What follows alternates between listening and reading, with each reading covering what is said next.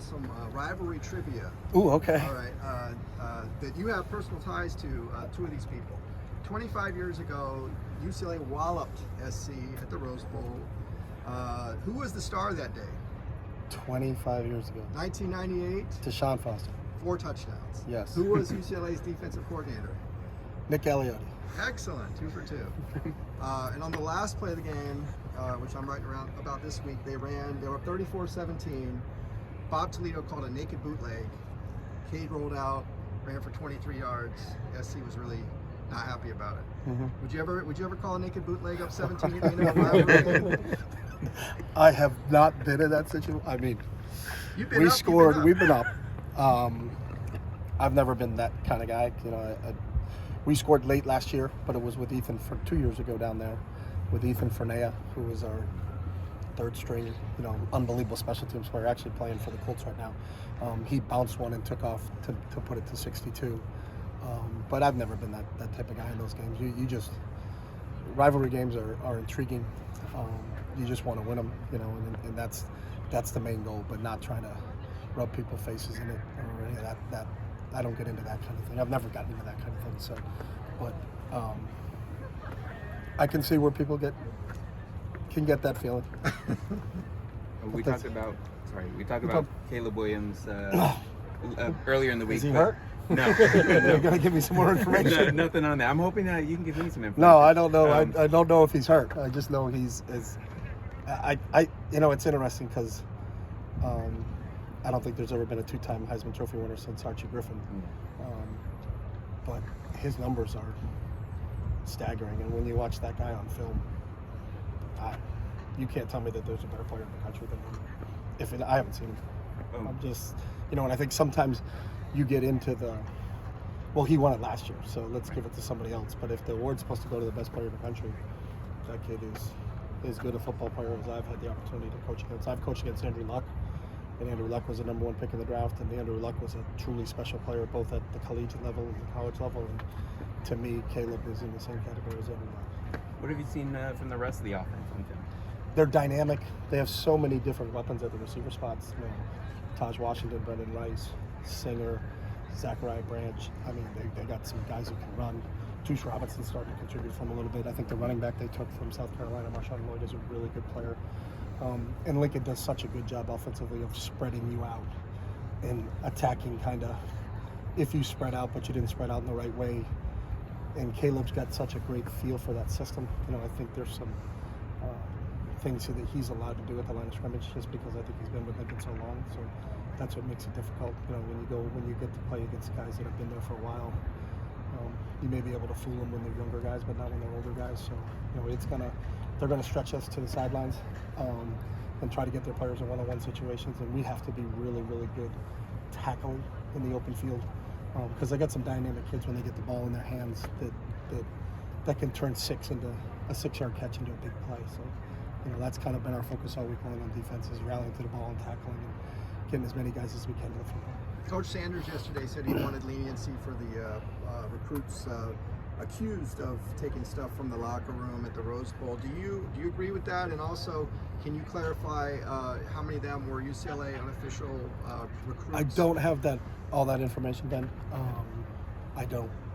So I don't know how many it was. I talked to the head coach of the school. Actually, he called me and expressed his remorse and disappointment and all that. But I don't have all the facts right now, so I could comment on that. But what about the leniency? What Coach Sanders said, he said this basically shouldn't ruin their lives. Yeah, I think any mistake at that age, I think it's a very valuable lesson for them to learn. But I don't think I'm in 100% agreement with Dion that this shouldn't ruin their lives. So, you got to let the judicial system take its course. But to ruin their lives, no. I'm in 100% agreement with Dion on that. When you have unofficial visitors, are they allowed to just kind of roam about, or are they have chaperones? I don't know you know what, and that's a great question. To that game, we had a lot of kids, finding out exactly what the protocols are. I know they're all, and it's a Rose Bowl deal, they're all badged up, so how do they get into different places, whether it be our locker room or their locker room? I think that was they're still trying to get to the bottom of that, of how that occurred. But I don't have the specifics on that. Given the USC struggles on defense, how much more important does it make chunk plays and those explosive plays for your offense? I think sustaining drives is the key. So there's times you make a chunk play and then you go 3 and out after you make a chunk play. So the key, I think, is really being consistent and sustaining drives. The teams that have had success offensively have sustained drives on them. They have really good team speed on defense, so I think if a play breaks, they have the ability to chase some things down. But then you need to come up and get another big play. So I think the consistency part of that is really the key. So that you're trying to stay on schedule. You don't want to get behind the sticks in terms of there's a lot of 3rd and long situations because they do have some exotic blitz packages on 3rd down. You want to try to keep them out of the long packages and try to keep them in the shorts and mediums. If you can do that, then you're on schedule. And if you're on schedule, then hopefully that's what's working for you. Now, it doesn't mean we don't like chunk plays. We'll take them. But I don't think the game plan going isn't trying to get chunks. It's trying to be really consistent in terms of being able to drive the football. We're watching Ethan the last couple of days. He looks like he's moving much better. Would you agree with that? And where is he right now? Ethan is moving better, and I think he's trained really well Sunday, Monday, Tuesday. Today will be Wednesday, but excited about where he is right now. And I think you're 100% accurate in your evaluation. How about Gary Smith? Is he out this week? Gary Smith is unavailable right now, yeah. Yanton Lin was listed as a nominee for the Broyles Award. Mm-hmm. Can you just talk about the growth, what you've seen from Yanton Lin over the past year or so? Yeah, I mean, couple months. I think Dan's outstanding. I say it all the time, but it is. He's really poised. He's very detailed. He has a plan for, and has really gotten our guys to execute the plan. He's really moved this defense in a real positive direction, and I think, but his way about him, how he teaches in the meeting rooms, how he meets with what he does in one-on-ones, how he communicates what he wants done. I think he's outstanding, and we're real fortunate, and he deserves to be, nominated for assistant coach of the year because I think he's done a heck of a job. Hey, Coach, go ahead. I'm sorry. How's Colin progressing, and what's his status for today? Colin will be available today. I don't know. This will be the first day he was not available Monday, Tuesday. So we'll see what goes on Wednesday, Thursday, Friday before we make any determinations on Colin. Did Coach Donahue ever pass along any special message to you about the rivalry or what it meant to him? Yeah, TD was the best. And the first time I met with him, he's like, "You got to beat your rival." And then he smiled at me and said, "I was 10-9." But it's the uniqueness of the rivalry, as I think is the closeness of the two schools, and there's no situation like this anywhere else in the country. It's 13, 14 miles apart between the two universities. So, and there's so many kids on their team that played with our kids in high school, or when you go back to it, even with Pop Warner, with the IE Ducks and some of the other teams going on, they grew up playing together, but then when they went high school, they played together, and they got to college, they get to separate spots. So, that's the uniqueness of the rivalry, and I know this was Terry's favorite week of the year. I used to talk to him all the time during this week. Miss him, but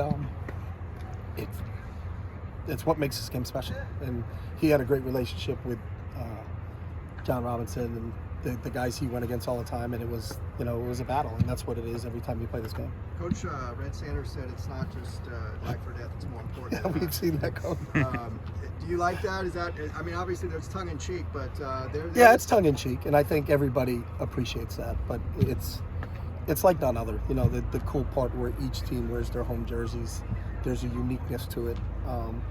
It's college football, and I embrace all that. I love that part of it. You know what I mean? It's and I've always been slighted before because I always talked about that every game's a rivalry and every game's a Super Bowl, and I truly believe that. I don't think you can say, well, it's really important. Let's win this one game and go 1-11, but we beat our rival. Like, it doesn't work that way. But there is something significant, I think, to this one because of the proximity of the schools and really the closest of the players that are involved in the game. You obviously got Kyle Ford over on your side this year. Mm-hmm. When you think back, obviously this is hindsight, but when you think back to the way himself, Jay Mike have been used this season, do you think you could have got more production out of both of them? I think we get more production out of everybody on offense. I don't think we're where we need to be on the offensive side of the ball. So that's every position. That's all of us, and that's how coaches putting those guys in positions to make plays. So we're not where we've been offensively. We're a lot better defensively than we've been in the past, but I think we're 34th in total offense right now, and we've usually been close to the top 10. But you did lose an NFL quarterback, an NFL running back, an NFL wide receiver, 3 NFL offensive linemen. And we got to find the right combinations of getting guys set up front and continue to work in progress. But these guys, these players have been awesome. This team works as hard and as diligent as any team I've ever been around, and they show up every single day. They're extremely resilient, so they'll continue to grow and continue to get better, and I think each week you're going to continue to see progress with them. And thinking back to what you said, I think it was late August, right before the season started, you said across the board you thought you had the deepest team at all positions. Do you think that's still the case? Yeah, we have. Our depth has been tested, but I think, especially at the quarterback spot, you played with the third quarterback last week. I don't know how many teams can even line up a third quarterback, but that's part of the process. The one thing we didn't have before the season started was experience. So when you lose Jake and Zach and Dorian and Neo and Johnny and Raekwon and those guys, it's just the experience factor. But these kids, every day, the one thing about them is they continue to grow every single day, and that's the fun part. You love coming to work here every day just because of the mindset of the players. They're awesome. So they'll continue to work and get better every day, and hopefully we're better this week than we were the week before, and that continues to grow that way. And I know for Kyle, this one would obviously be important for him to participate in. How's he looking coming back? Kyle Ford? Yeah. Kyle's been great. He's raring and ready to go. I told him the only thing for Kyle is and I share this with a lot of our guys, is that play with emotion, don't let emotion play with you. And but he's been laser focused this week, and excited to see him play on Saturday. We're really excited to see him play today, because today is the most important day. Good work Good. there. Thank you. Thanks, Tim.